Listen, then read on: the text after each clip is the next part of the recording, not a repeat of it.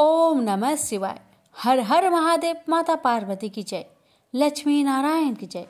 प्यारे भक्तगणों, आज है फाल्गुन पूर्णिमा। फाल्गुन पूर्णिमा व्रत की आप सभी भक्तों को ढेर सारी शुभकामनाएं।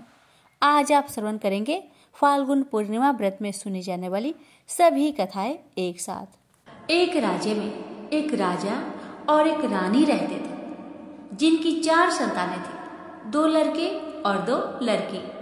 एक लड़की का नाम पूर्णिमा तथा दूसरी लड़की का नाम अमावस्या था। पूर्णिमा घर के कामों में निपुण थी और घर का पूरा काम करती थी और भगवान की पूजा अर्चना भी किया करती थी, और इसके अतिरिक्त वह गौ माता की सेवा भी किया करती थी। और उसकी दूसरी बहन अमावस्या ना ही घर का कोई काम करती थी, ना ही भगवान की पूजा अर्चना करती थी और ना ही गौ माता की सेवा करती थी। पूर्णिमा सर्वगुण संपन्न थी, फिर भी राजा और रानी अपने दोनों बेटों तथा पुत्री अमावस्या को ही प्यार किया करते थे और वह पूर्णिमा से प्यार नहीं करते थे, उसके साथ भेदभाव करते थे। राजा के चारों पुत्र और पुत्री धीरे धीरे बड़े हो रहे थे। जब वे बड़े हो गए, राजा ने अपने दोनों पुत्रों का विवाह योग कन्याओं के साथ करा दिया।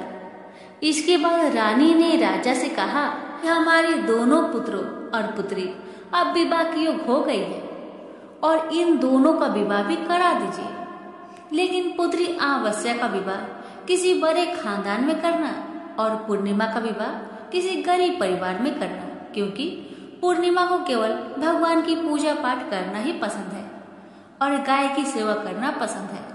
अब रानी ने राजा को दोनों पुत्रियों का रिश्ता तय करने के लिए भेज दिया। राजा ने अपने पड़ोसी राज्य में जाकर वहां के राजा के पुत्र से अमावस्या का रिश्ता तय किया और वहीं पास के गांव में जाकर एक गरीब परिवार के लड़के से पुत्री पूर्णिमा का रिश्ता भी तय कर दिया।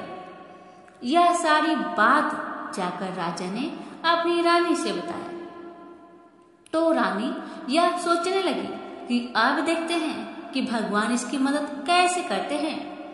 यह बहुत ही पूजा पाठ करती है और भगवान में मगन रहती है।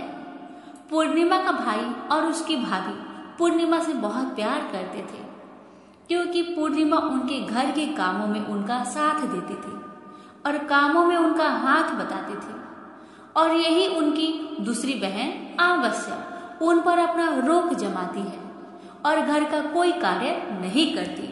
कुछ समय बीत जाने के बाद दोनों पुत्रियों का विवाह भी हो जाता है। राजा और रानी के विवाह के बाद अपनी दोनों पुत्रियों को विदाई देते हैं। विदाई देते समय राजा और रानी पुत्री अमावस्या को बहुत सारा धन दौलत देकर विदा करते हैं और पूर्णिमा को कुछ भी नहीं देते, खाली हाथ अपने घर से विदा करते हैं। इसके बाद दोनों बहनें अपने अपने ससुराल को चली जाती है। कुछ दिन बीत जाते हैं और एक दिन अमावस्या अपने घर पर भगवान भोलेनाथ का व्रत रखती है, कथा रखती है, जिसमें वह सभी गांव वालों को निमंत्रित करती है, पर अपनी बहन पूर्णिमा को नहीं बुलाती। जब गांव की सभी औरतें अमावस्या के यहाँ जाती है तो ये सब दृश्य पूर्णिमा अपने घर के दरवाजे के बाहर बैठकर देख रही होती है। तब वहां से गुजर रही औरतें पूर्णिमा से कहते हैं कि तुम्हारी बहन के यहाँ शिव जी की कथा रखी है, क्या तुम नहीं चलोगी? तो पूर्णिमा ने कहा, मुझे मेरी बहन ने नहीं बुलाया है, मैं नहीं जा सकती। सभी गांव की औरतों ने पूर्णिमा से कहा, बुलाया नहीं तो क्या हुआ, भगवान शिव की कथा है, तुम हमारे साथ चलो। गांव की सभी औरतें की बात मानकर पूर्णिमा भी उनके साथ भगवान शिव की कथा में अमावस्या के घर चली जाती है। जब अमावस्या की नजर पूर्णिमा पर पड़ती है तो वह कहती है कि तुम यहाँ कैसे चली आई, मैंने तो तुम्हें नहीं बुलवाया था। खैर कोई बात नहीं, अब तुम आ ही गई हो तो चुपचाप बैठी रहना।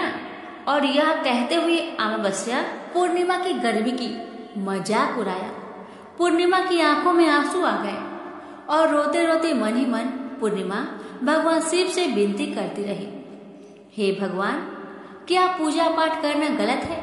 गौ माता की सेवा करना गलत है? आखिर मेरी गलती ही क्या है? आप मुझ पर अपनी कृपा दृष्टि कब बनाएंगे? पूर्णिमा बार बार शिव जी से यही कहती रही।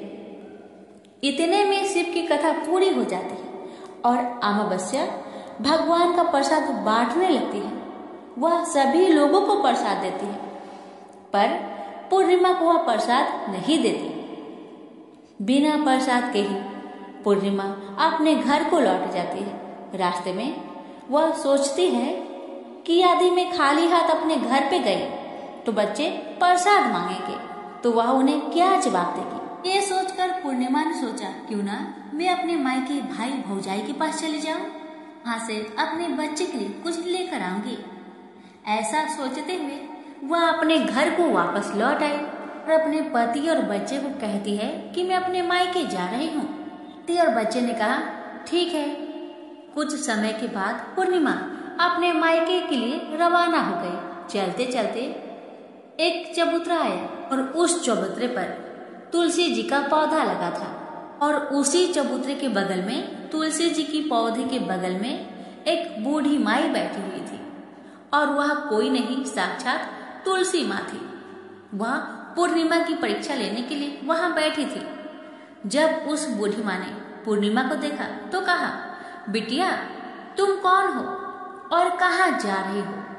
पूर्णिमा ने अपना परिचय दिया। परिचय देने के बाद बूढ़ी माई पूर्णिमा से कहती है कि यहाँ तुलसी का पौधा सूख रहा है, इसमें थोड़ा पानी डाल दो और इस चबूतरे की साफ सफाई कर दो, जिससे मुझे थोड़ा ठंडक मिलेगी। पूर्णिमा ने कहा ठीक है माँ, मैं तुलसी में पानी डाल देती हूँ और यहाँ की साफ सफाई भी कर देती हूँ। पूर्णिमा ने साफ सफाई करने के बाद माँ को भी नहला दिया और नहलाने के बाद बूढ़ी माई की सेवा भी की, उनकी पैर दबाए और फिर पूर्णिमा ने कहा, माँ और मैं आपकी क्या सेवा करूँ बताइए। बूढ़ी माई कहते हैं, नहीं बेटा अब कोई भी काम नहीं, तुम जाओ पर वापस आते समय मुझसे मिलते हुए जाना। पूर्णिमा ने बूढ़ी माँ से कहा, ठीक है माँ, जब मैं आऊंगी आपसे जरूर मिलूंगी। कुछ दूर आगे चलने के बाद एक शिव मंदिर आया। वहां पर उसे एक बूढ़ा बाबा मिले जो मंदिर के बाहर बैठे हुए थे और वह कोई नहीं, साक्षात भोलेनाथ थे। वो भी पूर्णिमा की परीक्षा लेने के लिए बैठे थे। उन्होंने पूर्णिमा को देखा तो कहा, बेटी तुम कहाँ जा रही हो? तब पूर्णिमा ने अपना परिचय दिया और फिर बूढ़े बाबा ने पूर्णिमा से कहा कि देखो बेटी, इस चबूतरे की ओर, इस मंदिर की ओर कितनी गंदगी पड़ी है, क्या तुम इस मंदिर की चबूतरे को साफ कर दोगी? तो पूर्णिमा ने कहा, क्यों नहीं बाबा, जरूर साफ करूंगी और अभी साफ कर देती हूँ। पूर्णिमा ने मंदिर की बहुत अच्छे से साफ सफाई की, चबूतरे की भी बहुत अच्छे से साफ सफाई की और वहां पर बैठकर भोलेनाथ की पूजा अर्चना भी की। और पूजा अर्चना करने के बाद वह बूढ़े बाबा को भी नहला दी और उनसे कहा कि बाबा आपका और कोई काम है तो मुझे बतलाइए। तब बूढ़े बाबा ने कहा, बेटी नहीं, और कोई काम नहीं है, बस तुम जब वापस आएगी तो मुझसे एक बार मिलते हुए जाना। तो पूर्णिमा ने कहा, ठीक है बाबा, जब मैं आऊंगी आपसे जरूर मिलूंगी। अब पूर्णिमा कुछ दूर आगे गई तो उन्हें एक काली जी का मंदिर देखा और मंदिर के बाहर एक बूढ़ी अम्मा चबूतरे पर बैठी हुई थी। उस बूढ़ी अम्मा ने पूर्णिमा को देखा तो कहा, बेटी तुम कौन हो और कहाँ जा रही हो? पूर्णिमा ने अपना परिचय बूढ़ी अम्मा को दिया। तब बूढ़ी माँ ने कहा, देखो इस मंदिर में कोई भी पूजा पाठ करने के लिए नहीं आता, इसलिए मंदिर बहुत गंदी हो गई है, क्या तुम इस मंदिर की साफ सफाई कर दोगी? तो पूर्णिमा ने कहा, हाँ माँ, क्यों नहीं, मैं साफ कर दूंगी। तब पूर्णिमा ने माता जी के मंदिर और चबूतरे की बड़े ही प्यार से साफ सफाई कर देती है और साफ सफाई करने के बाद पूजा पाठ भी करती है और माता जी का श्रृंगार कर देती है और अब उस बूढ़ी माँ को भी नहला देती है और बूढ़ी अम्मा की पैर भी दबाती है और कहती है, माँ और कोई काम है? तब माता जी कहती है, ना बेटा और कोई काम नहीं है, बस इतना है कि जब तुम अपने मायके से वापस आओगी तो मुझसे एक बार मिलते हुए जाना। तो पूर्णिमा ने कहा, ठीक है माँ, मैं वापस आऊंगी तो जरूर आपसे मिलूंगी। पूर्णिमा आगे बढ़ती गई। आगे चलते चलते एक नदी आई और नदी के पास भी एक बूढ़ी माई बैठी थी। और वह बूढ़ी माई और कोई नहीं, वह गंगा मैया थी। बूढ़ी माई ने पूर्णिमा से कहा, बेटी तुम कौन हो और कहाँ से आई हो? उसे भी पूर्णिमा ने अपना परिचय दिया। तब बूढ़ी माई ने पूर्णिमा से कहा कि नदी पर स्नान करने तो बहुत लोग आते हैं, लेकिन यहाँ की सफाई कोई नहीं करता, इसलिए तुम इस किनारे पर साफ सफाई कर दो। पूर्णिमा कहती है, ठीक है माँ, मैं अभी साफ सफाई कर देती हूँ। और उस बूढ़ी अम्मा के पैर भी दबाती है और कहती है, माँ जी और कोई काम हो तो मुझे बतलाइए। तब बूढ़ी माई कहती है कि नहीं बेटा, अब कोई काम नहीं है, तुम जाओ, लेकिन जब वापस तुम आओगी तो मुझसे मिलकर जरूर जाना। और वह नाव में बैठकर नदी के दूसरे किनारे पर पहुंच जाती है और वहां अपने मायके के घर पहुंच जाती है। वहां पर पूर्णिमा के भाई और भाभी उसे देखकर बहुत खुश हो जाते हैं और वे पूर्णिमा की बहुत खातिरदारी करते हैं, उससे बहुत सारी बातें करते हैं और कहते हैं कि बच्चों को भी साथ क्यों नहीं लेकर आई, बहुत अच्छा लगता अगर तुम लाती तो। अब भैया भाभी और बहन पूर्णिमा मिलकर ढेर सारी बातें करते हैं, नाश्ता पानी करते हैं। उसके बाद पूर्णिमा अपने भाई भाभी से कहती है, भैया भाभी अब मैं ससुराल जाती हूँ। उसकी भाभी ने उसके लिए एक साड़ी दिया, के बच्चे के लिए कुछ कपड़े और खाने पीने की कुछ चीजें भी रख दी और कहा कि तुम बहुत दिनों के बाद आती हो पूर्णिमा, जल्दी जल्दी आया करना। पूर्णिमा की भाभी ने कपड़ों का थैला, खाने का थैला पूर्णिमा के हाथों में दे दिया और कहा, जाओ और जल्दी वापस आना। इसके बाद पूर्णिमा वहां से अपने ससुराल के लिए रवाना हो गए और उस नदी के किनारे पहुंची और नाव में बैठकर दूसरे किनारे पर उतर गई। वहां उतरने के बाद वहां पर उसे वही बूढ़ी माँ मिली जो साक्षात गंगा मैया थी। उस बूढ़ी अम्मा ने पूर्णिमा को एक थैला दिया और कहा कि इसे तुम अपने घर ले जाकर ही खोलना। अब पूर्णिमा के पास 2 थैले हो गए थे। उन्हें लेकर पूर्णिमा वहां से रवाना हुई और कुछ दूर चलने के बाद काली माँ का मंदिर आया। वहां पर काली माँ बूढ़ी माँ के रूप में विराजमान थी। तब बूढ़ी माँ ने कहा, आ गई बेटी पूर्णिमा? तो पूर्णिमा ने कहा, हाँ माँ जी मैं आ गई। तो काली माँ ने उसे भी एक थैला दिया, कहा, बेटी पूर्णिमा इस थैला को अपने घर पर ही जाकर खोलना, उससे पहले मत खोलना। तो पूर्णिमा ने कहा, ठीक है माँ। तीनों थैला लेकर पूर्णिमा आगे बढ़ी तो कुछ दूर जाने पर शिव जी का मंदिर आया। वहाँ बूढ़े बाबा के रूप में शिव जी स्वयं विराजमान थे। बूढ़े बाबा ने कहा, पूर्णिमा तुम वापस आ गई? पूर्णिमा ने कहा, हाँ बाबा मैं वापस आ गई। बाबा ने पूर्णिमा को भी एक थैला दिया और कहा, यह थैला तुम घर पर ही जाकर खोलना, ठीक है बिटिया? तो पूर्णिमा ने कहा, ठीक है बाबा। अब पूर्णिमा के पास 4 थैले हो गए थे। पूर्णिमा पहले थैले को कैसे ले जाती? उसने क्या किया, एक पुरानी साड़ी निकाली, उसने सभी सामानों का एक गड्ढा बना लिया और सर पर रखकर वहां से रवाना हो गई। कुछ दूर जाने के बाद उसे तुलसी माँ बूढ़ी औरत के रूप में मिली और वह कहती है, पूर्णिमा तुम आ गई? तो पूर्णिमा कहती है, हाँ माँ हम आ गए। तब बूढ़ी माँ ने भी उसे एक थैला दिया और कहती है, बेटा इसे अपने घर को जाकर ही खोलना। तो पूर्णिमा ने कहा, ठीक है माँ जी।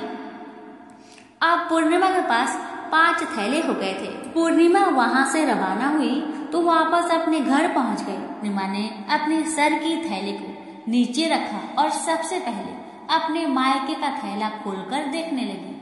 उसमें बच्चे के लिए अच्छे अच्छे कपड़े और खाने पीने की चीजें थी और उसके लिए कुछ गहने भी थे। पूर्णिमा ने कपड़े अपने बच्चों को दे दिए और खाने पीने की चीजें भी बच्चों को दे दी। बच्चे यह सब पाकर बहुत खुश हुए। अब पूर्णिमा ने दूसरा थैला खोला जो कि उसे गंगा मैया ने दिया था। उसमें ढेर सारे हीरे जवाहरात सोना चांदी आदि था। इसके बाद अब पूर्णिमा ने तीसरा थैला खोला जो कि उसे काली माँ ने दिया था।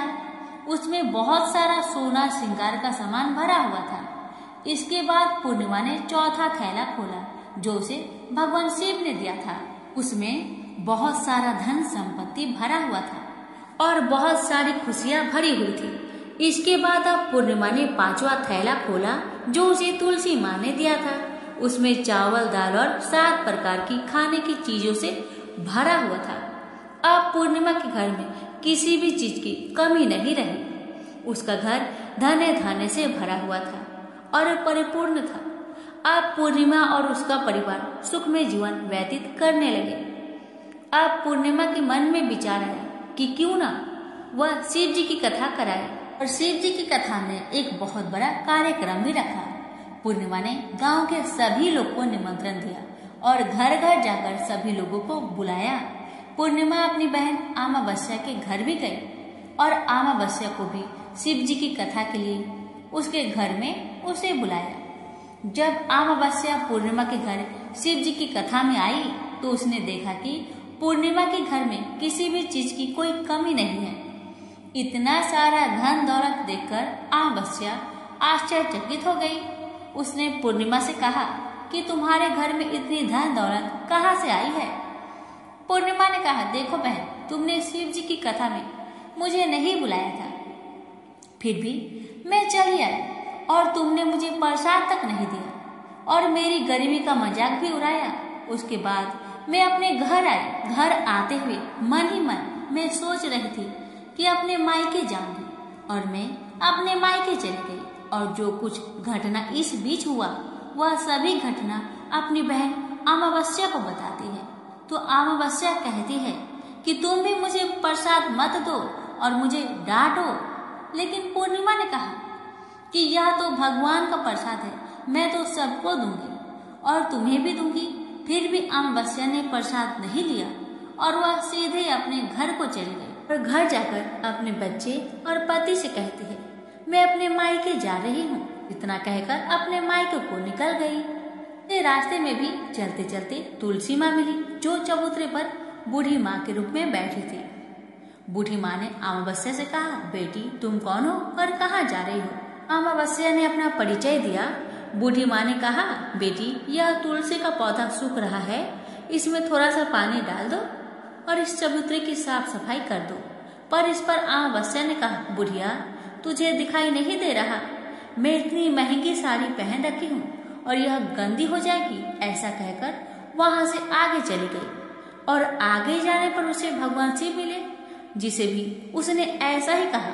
उसके बाद आगे जाने पर उसे काली माँ मिली जिसे भी उसने यही सारी बातें कही और आगे जाने पर उसे गंगा माँ मिली जिसे भी उसने यही सब कहा और आगे चली गई। इसके बाद अमावस्या जब नाव में बैठने लगी तो फूलों की जगह कांटे भरे हुए थे जो उनके पैर में चुभ रहे थे। किनारे पर उतरकर वहां से वह मायके चली गई। उसके भैया भाभीियों ने उसे आते हुए देखा तो मन ही मन कहने लगे, काम की ना काज के, 2.5 मन अनाज के।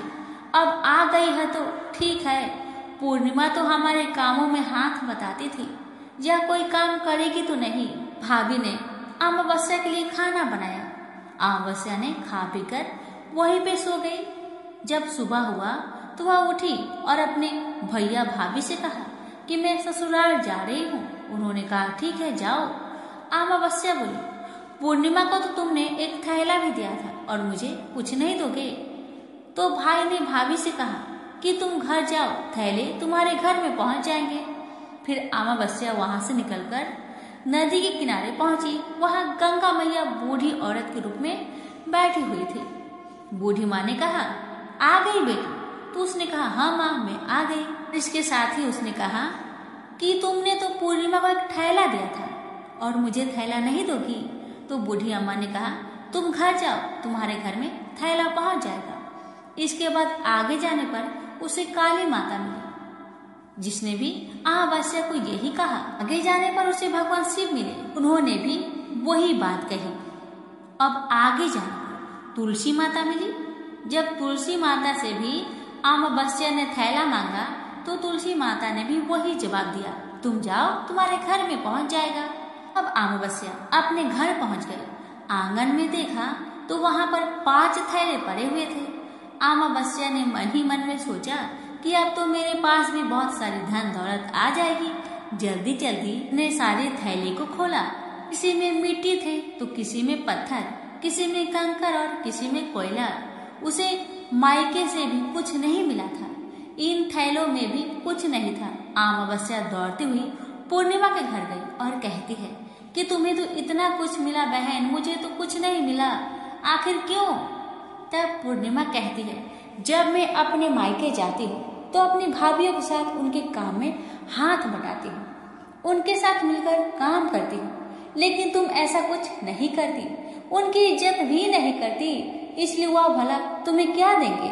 इसके बाद तुमने गंगा मैया को ठुकरा दिया और काली माँ को भी ठुकरा दिया और भगवान शिव को भी तुमने ठुकरा दिया, इसलिए उन्होंने भी तुम्हें कुछ नहीं दिया।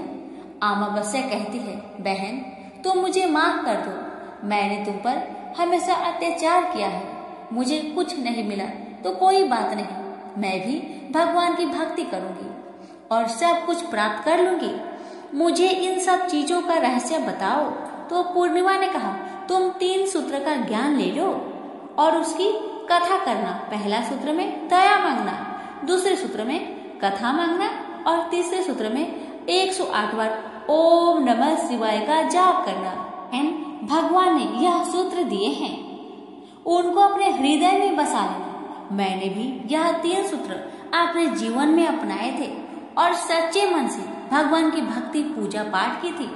फिर भगवान ने मुझे यह सब कुछ दिया और तुम्हारे पास जो कुछ था वह भी समाप्त हो गया। इसके बाद अमावस्या अपने घर गई और भगवान की पूजा पाठ करने लगी और भगवान शिव से उसने माफी मांगी और गौ माता की सेवा भी की और दूसरों की मदद भी करने लगी। नाथ की कृपा से अमावस्या के घर में भी अन्न धन के भंडार भर गए। तो प्रेम से बोलिए उमापति शंकर भगवान की जय। द्वापर युग में एक समय की बात है कि यशोदा जी ने श्री कृष्ण से कहा, हे कृष्ण, तुम सारे संसार के उत्पन्न करता, पोषण तथा उनके संहार करता हो। आज कोई ऐसा व्रत मुझसे कहो जिसके करने से मृत्यु लोक में स्त्रियों को विधवा होने का भय न रहे तथा यह व्रत सभी मनुष्य की मनोकामनाएं पूर्ण करने वाला हो। श्री कृष्ण कहने लगे, हे माता, तुमने अति सुंदर प्रश्न किया है। मैं तुमसे ऐसे ही व्रत को सविस्तार कहता हूँ।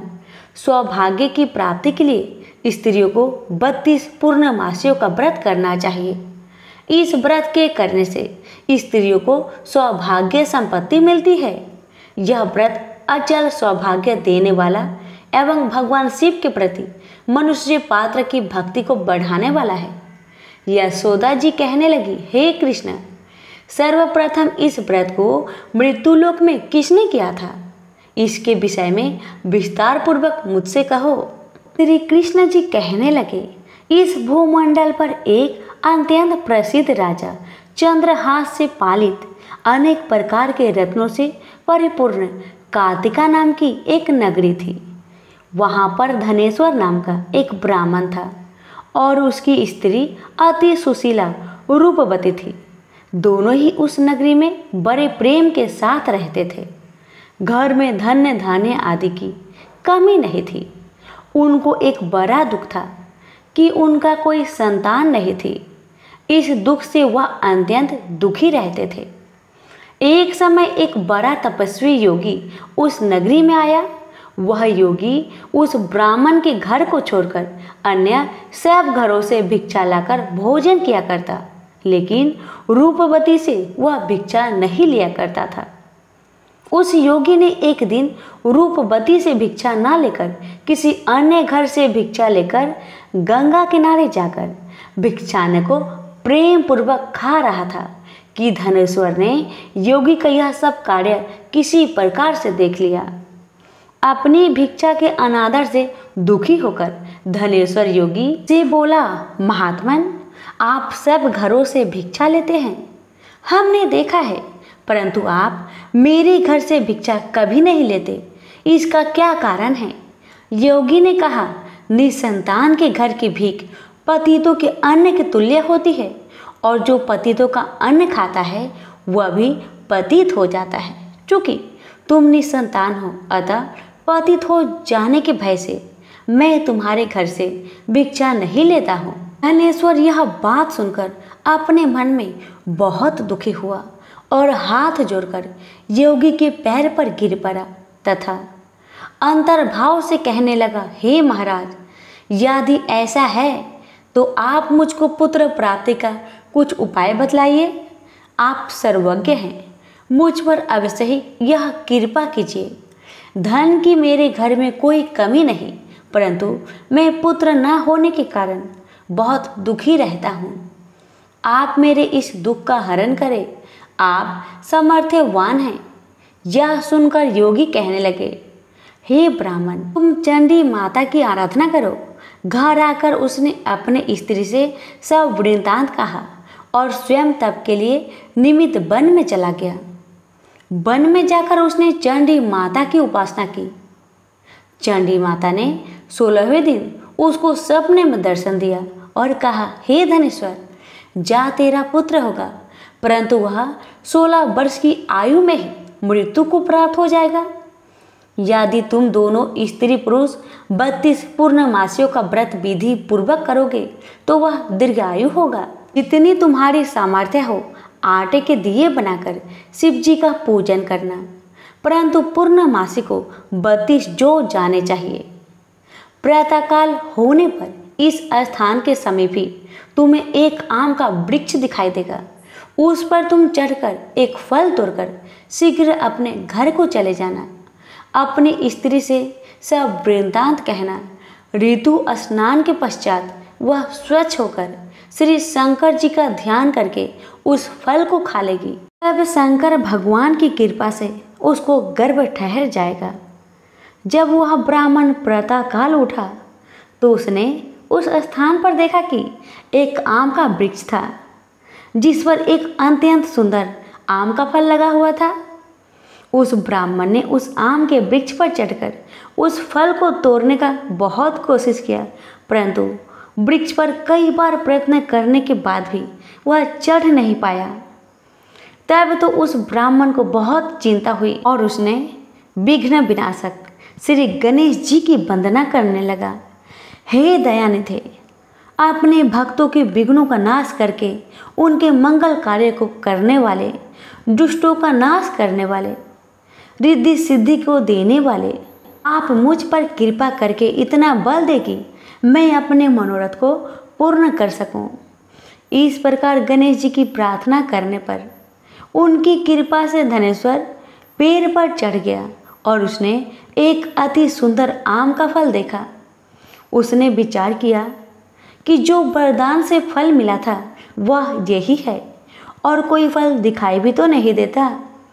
उस धनेश्वर ब्राह्मण ने जल्दी से उस फल को तोड़कर अपनी स्त्री को लाकर दिया और उसकी स्त्री ने अपने पति के कथन अनुसार उस फल को खा लिया और वह गर्भवती हो गई। देवी जी की असीम कृपा से उसे एक अत्यंत सुंदर पुत्र उत्पन्न हुआ, जिसका नाम उन्होंने देवीदास रखा। माता पिता की हर्ष और शोक के साथ वह बालक शुक्ल पक्ष की चंद्रमा की भांति अपने पिता के घर में बढ़ने लगा।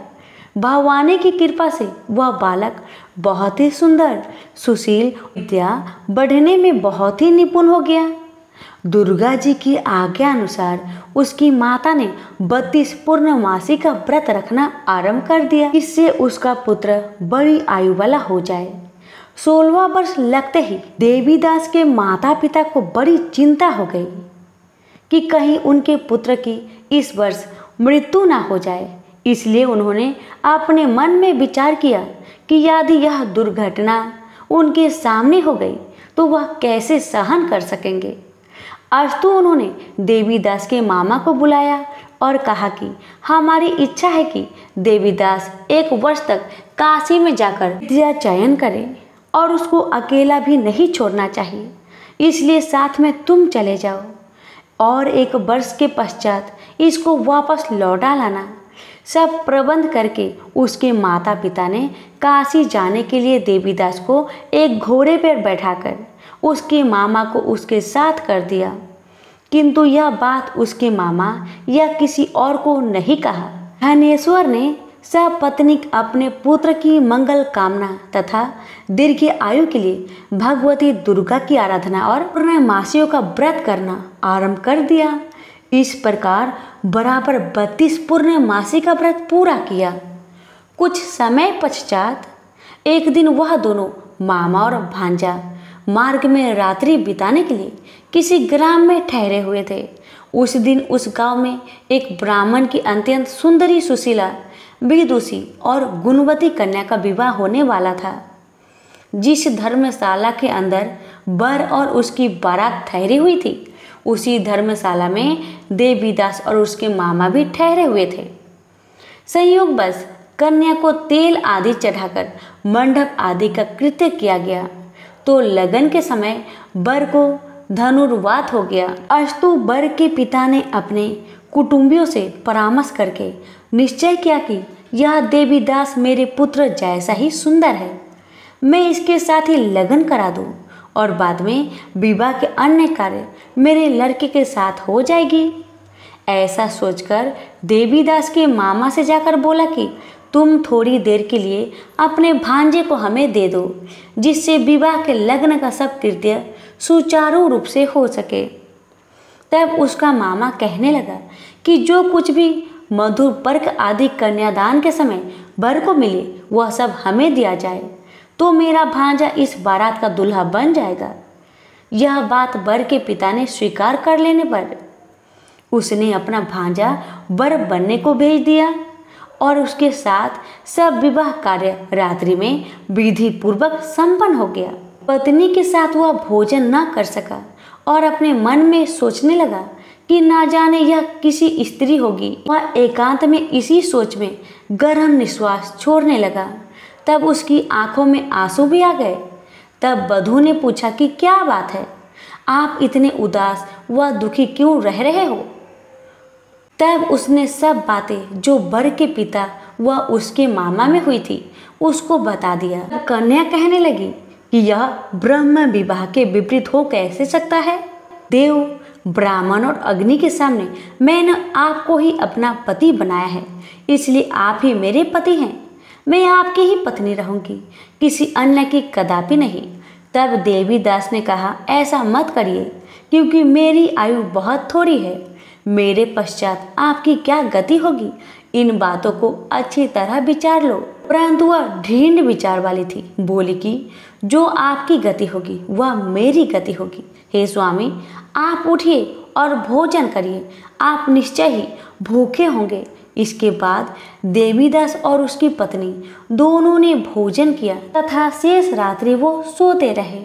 प्रातःकाल देवीदास ने अपनी पत्नी को 3 नगों से जरी हुई एक अंगूठी दी, एक रुमाल दिया और बोला, हे प्रिय, इसे लो और संकेत समझकर स्थिरचित हो जाओ।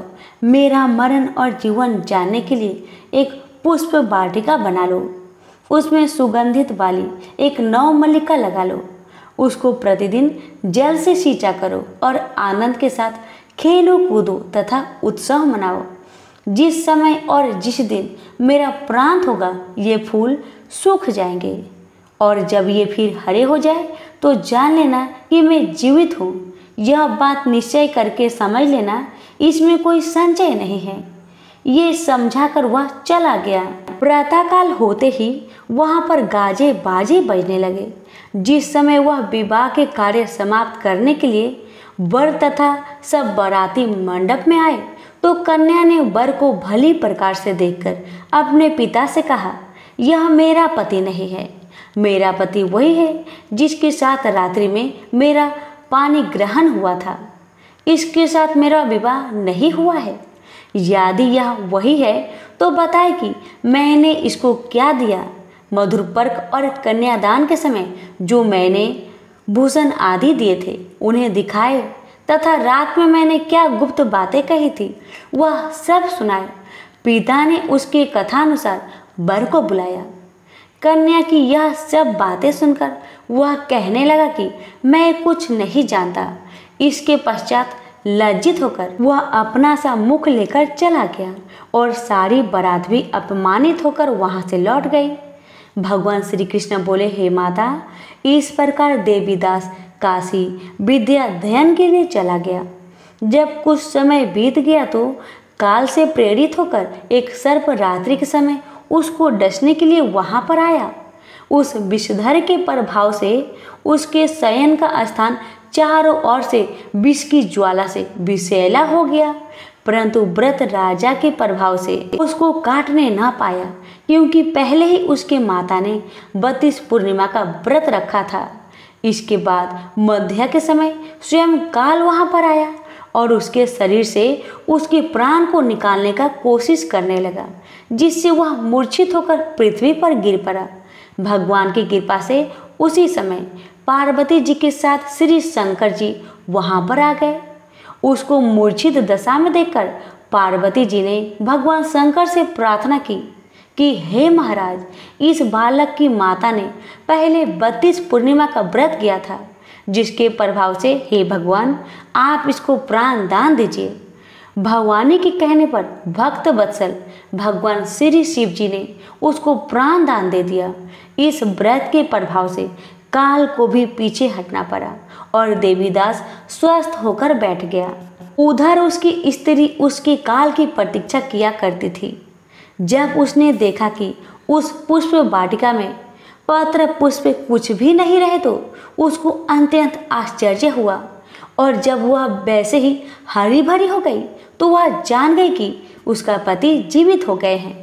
यह देखकर वह बहुत प्रसन्न मन से अपने पिता से कहने लगी कि हे पिताजी, मेरा पति जीवित है, आप उनको ढूंढिए। जब 16वां वर्ष व्यतीत हो गया तो देवीदास भी अपने मामा के साथ काशी की ओर चल दिया।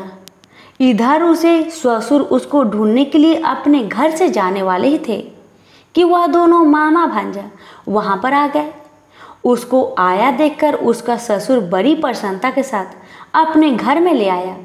उस समय नगर के निवासी भी वहां इकट्ठा हो गए और सबने निश्चय किया कि अवश्य ही इसी बालक के साथ इस कन्या का विवाह हुआ था। उस बालक को जब कन्या ने देखा तो पहचान लिया और कहा, हाँ, ये वही हैं जो संकेत करके गया था। तदुपरांत सभी कहने लगे कि भला हुआ जो यह आ गया, और सब नगर वासियों ने आनंद मनाया। कुछ दिन बाद देवीदास अपनी पत्नी और मामा के साथ अपने ससुर के घर से बहुत सा उपहार लेकर अपने घर के लिए प्रस्थान किया। जब वह अपने गांव के निकट आ गया तो कई लोगों ने उसको देखकर उसके माता पिता को पहले ही जाकर खबर दे दी कि तुम्हारा पुत्र देवीदास अपनी पत्नी और मामा के सहित घर पधार रहा है। ऐसा समाचार सुनकर पहले तो उन्हें विश्वास ही नहीं हुआ, किंतु जब और लोगों ने भी आकर उनको यह बात का समर्थन किया तो उनका बड़ा आश्चर्य हुआ। लेकिन थोड़ी देर में देवीदास ने आकर अपने माता पिता के चरणों में अपना सिर रखकर प्रणाम किया और उसकी पत्नी ने अपने सास ससुर के चरण को स्पर्श किया तो माता पिता ने अपने पुत्र और पुत्र वधू को अपने हृदय से लगा लिया और दोनों की आंखों में प्रेम अश्रु बह चले। अपने पुत्र और पुत्र वधू के आने की खुशी में धनेश्वर ने बड़ा भारी उत्सव किया और ब्राह्मण को भी बहुत सी दान दक्षिणा देकर प्रसन्न किया। श्री कृष्ण जी कहने लगे, इस प्रकार धनेश्वर 32 पूर्णिमाओं के व्रत के प्रभाव से पुत्रवान हो गया। जो भी स्त्रियां इस व्रत को करती है वे जन्म जन्मांतर में वैधव का दुख नहीं भोगती और सदैव भाग्यशाली रहती है। यह मेरा वचन है, इसमें कोई संदेह नहीं मानना। यह व्रत पुत्र पौत्रों को देने वाला तथा संपूर्ण मनोकामनाओं को पूर्ण करने वाला है। 32 पूर्णिमाओं के व्रत करने से व्रती की सब इच्छाएं भगवान शिव जी की कृपा से पूर्ण हो जाती है। सभी प्रेम से बोलो, शिव शंकर भोलेनाथ की जय। हर हर महादेव, माता पार्वती की जय। एक ब्राह्मण थी जो कि मरकर धर्मराज जी भगवान के घर गई। वहां जाकर उसने कहा, मुझे धर्मराज जी के मंदिर की रास्ता बता दो, मुझे जाना है। स्वर्ग से एक दूत आए और बोले, ब्राह्मणी आपको क्या चाहिए? तब ब्राह्मणी बोली, मुझे धर्मराज भगवान के मंदिर की रास्ता बता दो। इतना कहकर आगे आगे दूत और पीछे पीछे ब्राह्मणी मंदिर तक गई। ब्राह्मणी बहुत धार्मिक महिला थी। उसने बहुत दान पुण्य कर रखे थे। उसे विश्वास था कि उसके लिए धर्मराज जी की मंदिर का रास्ता अवश्य खुल जाएगा। ब्राह्मणी ने वहां जाकर देखा, वहां बड़ा सा मंदिर था। सोने का सिंहासन था। हीरे मोती से जटित छतरी थी। धर्मराज जी न्याय सभा में बैठे साक्षात इंद्र के समान शोभा पा रहे थे और न्याय नीति से अपना राज्य संभाल रहे थे। यमराज जी सबको कर्म अनुसार दंड दे रहे थे। ब्राह्मणी ने जाकर उन्हें प्रणाम किया और बोली, भगवान, मुझे बैकुंठ जाना है। धर्मराज जी ने चित्रगुप्त से कहा कि इस ब्राह्मणी का लेखा जोखा मुझे सुनाओ। तब चित्रगुप्त ने लेखा जोखा सुनाया। सुनकर धर्मराज जी ने कहा, तुमने सब धर्म किए हैं पर धर्मराज जी की कहानी नहीं सुनी। बैकुंठ में तुम कैसे जाएगी? ब्राह्मणी बोली, हे भगवान, धर्मराज जी की कहानी का क्या नियम है? कृपा करके आप मुझे बताए। तब धर्मराज जी बोले, कोई 1 साल, कोई 6 महीने, कोई 7 दिन ही सुने, पर धर्मराज जी की कहानी अवश्य सुने, फिर उसका उद्यापन कर दे। उद्यापन में काठी, छतरी, चप्पल, बाल्टी, रस्सी, टोकरी, टॉर्च, साड़ी, ब्लाउज का बेस, लूटी में शक्कर भरकर, 5 बर्तन, 6 मोती, 6 मूंगा, यमराज जी की लोहे की मूर्ति, धर्मराज जी की सोने की मूर्ति, चांदी का चांद, सोने का सूरज, चांदी का साठिया ब्राह्मण को दान करे। प्रतिदिन चावल का साठिया बनाकर कहानी सुने। यह बात सुनकर ब्राह्मणी बोली, भगवान, मुझे 7 दिन वापस पृथ्वी लोक में जाने की आज्ञा दे। मैं कहानी सुनकर वापस आ जाऊंगी। धर्मराज जी ने उसका लेखा जोखा देकर 7 दिन के लिए पृथ्वी पर भेज दिया। ब्राह्मणी जीवित हो गई। ब्राह्मणी ने अपने परिवार वालों से कहा कि मैं 7 दिन के लिए धर्मराज जी की कहानी सुनने के लिए धरती पर वापस आई हूँ। इस कथा को सुनने से बड़ा पुण्य मिलता है। उसने चावल का साथिया बनाकर परिवार के साथ 7 दिन तक धर्मराज जी की कथा सुनी। 7 दिन पूरे होने पर वापस धर्मराज जी का बुलावा आया और ब्राह्मणी को बैकुंठ में श्री हरि की चरणों में स्थान मिला। प्रेम से बोलिए धर्मराज भगवान की जय। बहुत समय पहले की बात है। बनारस के गांव में एक बड़े धनवान सेठ रहते थे। वह विष्णु भगवान के परम भक्त थे और हमेशा सच बोला करते थे। एक बार जब भगवान सेठ की प्रशंसा कर रहे थे, तभी माँ लक्ष्मी ने कहा, स्वामी, आप इस सेठ की इतनी प्रशंसा क्यों क्या करते हैं? क्यों ना आज उसकी परीक्षा ली जाए और जाना जाए कि क्या वह सचमुच इसके लायक है या नहीं। भगवान बोले, ठीक है देवी, जैसी आपकी इच्छा। विष्णु भगवान ने लक्ष्मी जी से कहा कि अभी सेठ गहरी निद्रा में है, आप उसके सपने में जाए और उसकी परीक्षा ले लीजिए। अगले ही क्षण सेठ जी को सपना आया। सपने में धन की देवी लक्ष्मी उनके सामने आई और बोली, हे मनुष्य, मैं धन की देवी धात्री लक्ष्मी हूँ। सेठ जी को अपनी आंखों पर यकीन नहीं हुआ और वो बोले, हे माता, आपने साक्षात अपने दर्शन देकर मेरा जीवन धन्य कर दिया है। बताइए, मैं आपकी क्या सेवा कर सकता हूँ? माता ने कहा, कुछ नहीं, मैं तो बस इतना बताने आई हूँ कि मेरा स्वभाव चंचल है और बरसों से तुम्हारे भवन में निवास करते करते मैं ऊब चुकी हूँ और यहाँ से जा रही हूँ। सेठ जी बोले, मेरा आपसे निवेदन है कि आप यहीं रहे, किंतु अगर आपको यहाँ अच्छा नहीं लग रहा है तो मैं आपको भला कैसे रोक सकता हूँ। आप अपनी इच्छा अनुसार जहाँ चाहें वहाँ जा सकती हैं। इतना कहते ही माँ लक्ष्मी सेठ के घर से चली गई। थोड़ी देर बाद वे रूप को बदलकर पुनः सेठ के स्वप्न में यश के रूप में आई और बोली, सेठ, मुझे पहचान रहे हो? सेठ ने कहा, नहीं महोदय, आपको मैंने नहीं पहचाना। भेष रूपी लक्ष्मी माता ने कहा, मैं यश हूँ, मैं ही तेरी कीर्ति और प्रसिद्धि का कारण हूँ।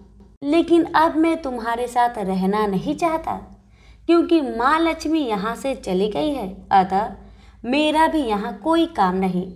सेठ ने कहा, ठीक है, यदि आप भी जाना चाहते हैं तो वही सही।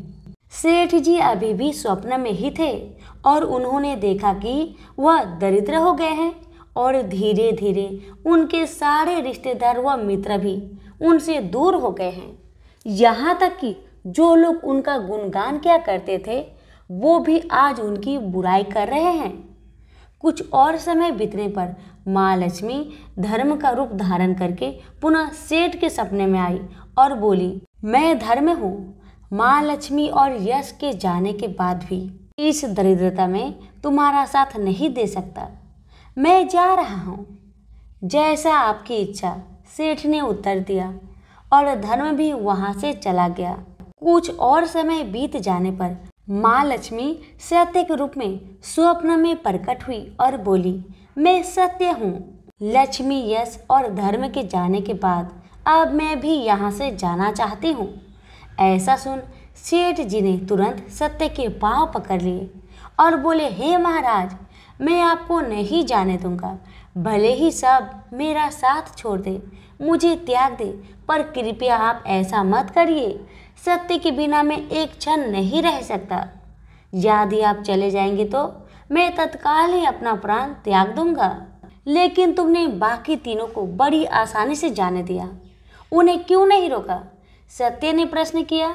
सेठ जी बोले, मेरे लिए वे तीनों भी बहुत महत्व रखते हैं, लेकिन उन तीनों के बिना भी मैं भगवान का नाम का जाप करते करते उद्देश्यपूर्ण जीवन जी सकता हूँ। परंतु यदि आप चले गए तो मेरा जीवन में झूठ प्रवेश कर जाएगा और वाणी अशुद्ध हो जाएगी। भला ऐसी वाणी से मैं अपने भगवान की वंदना कैसे कर सकूंगा? मैं तो किसी भी कीमत पर आपके बिना नहीं रह सकता। सेठ जी के उत्तर सुन सत्य बहुत प्रसन्न हुआ और उसने कहा, तुम्हारी अटूट भक्ति ने मुझे यहाँ रुकने पर विवश कर दिया और अब मैं यहाँ से कहीं नहीं जाऊँगा। और ऐसा कहते हुए सत्य अंतर्ध्यान हो गया। सेठ जी अभी भी निद्रा में थे। थोड़ी देर बाद स्वप्न में धर्म वापस आया और बोला, मैं अब तुम्हारे पास ही रहूँगा, क्योंकि यहाँ सत्य का निवास है। सेठ जी ने प्रसन्नतापूर्वक धर्म का स्वागत किया। उसके तुरंत बाद यश भी लौट आया और बोला, जहाँ सत्य और धर्म है वहाँ यश स्वतः ही आ जाता है, इसलिए अब मैं भी तुम्हारे साथ ही रहूँगा। सेठ जी ने यश की भी आवभगत की और अंत में माँ लक्ष्मी आई। उन्हें देखते ही सेठ जी नतमस्तक होकर बोले, हे देवी, क्या आप भी पुनः मुझ पर कृपा करेंगी? अवश्य, जहाँ सत्य, धर्म और यश हो वहाँ मेरा वास निश्चित है, माँ लक्ष्मी ने उत्तर दिया। यह सुनते ही सेठ जी की नींद खुल गई। उन्हें यह सब स्वप्न लगा, पर वास्तविकता में वह एक कड़ी परीक्षा से उत्तीर्ण होकर निकले थे। मेरे प्यारे दोस्तों, हमें भी हमेशा याद रखना चाहिए कि जहाँ सत्य का निवास होता है वहाँ यश, धर्म और लक्ष्मी का निवास स्वतः ही हो जाता है। सत्य है तो सिद्धि, प्रसिद्धि और समृद्धि है। प्रेम से बोलिए लक्ष्मी नारायण की जय। एक लप्सी था, एक तपसी था। तपसी हमेशा भगवान की तपस्या में लीन रहता था। लप्सी रोजाना 1.25 सेर की लापसी बनाकर भगवान का भोग लगाकर जीम लेता था। एक दिन दोनों लड़ने लगे। तपसी बोला, मैं रोज भगवान की तपस्या करता हूँ इसलिए मैं बड़ा हूँ। लप्सी बोला, मैं रोज भगवान को 1.25 सेर लापसी का भोग लगाता हूँ इसलिए मैं बड़ा हूँ। नारद जी वहां से गुजर रहे थे। दोनों को लड़ता देखकर उनसे पूछा कि तुम क्यों लड़ रहे हो? तपसी ने खुद के बड़ा होने का कारण बताया और लप्सी ने अपना कारण बताया। नारद जी बोले, तुम्हारा फैसला मैं कर दूंगा। दूसरे दिन लप्सी और तपसी नहाकर अपनी रोज की भक्ति करने आए तो नारद जी ने छुपकर 1.25 करोड़ की एक एक अंगूठी दोनों के आगे रख दिए। तापसी की नजर जब अंगूठी पर पड़ी तो उसने चुपचाप अंगूठी उठाकर अपने नीचे दबा लिया। तापसी की नजर अंगूठी पर पड़ी लेकिन उसने ध्यान नहीं दिया। भगवान को भोग लगाकर लापसी खाने लगा। नारद जी सामने आए तो दोनों से पूछा कि कौन बड़ा है, तो नारद जी ने तापसी से खड़ा होने को कहा। वो खड़ा हुआ तो उसके नीचे दबी अंगूठी दिखाई पड़ी। नारद जी ने तापसी से कहा, तपस्या करने के बाद भी तुम्हारी चोरी करने की आदत नहीं गई, इसलिए लापसी बड़ा है और तुम्हें तुम्हारी तपस्या का कोई भी फल नहीं मिलेगा। तापसी शर्मिंदा होकर माफी मांगने लगा। उसने नारद जी से पूछा, मुझे मेरी तपस्या का फल कैसे मिलेगा? नारद जी ने कहा, यदि कोई गाय और कुत्ते की रोटी नहीं बनाएगा तो फल तुझे मिलेगा। यदि कोई ब्राह्मण को भोजन करवाकर दक्षिणा नहीं देगा तो वह फल तुझे मिलेगा। यदि कोई साड़ी के साथ ब्लाउज नहीं देगा तो फल तुझे मिलेगा। यदि कोई दिए से दिया जलाएगा तो फल तुझे मिलेगा। यदि कोई सारी कहानी सुने लेकिन तुम्हारी कहानी नहीं सुने तो फल तुझे मिलेगा। उसी दिन से हर व्रत कथा कहानी के साथ लापसी तापसी की कहानी भी सुनी और कही जाती है। प्रेम से बोलिए लक्ष्मी नारायण की जय।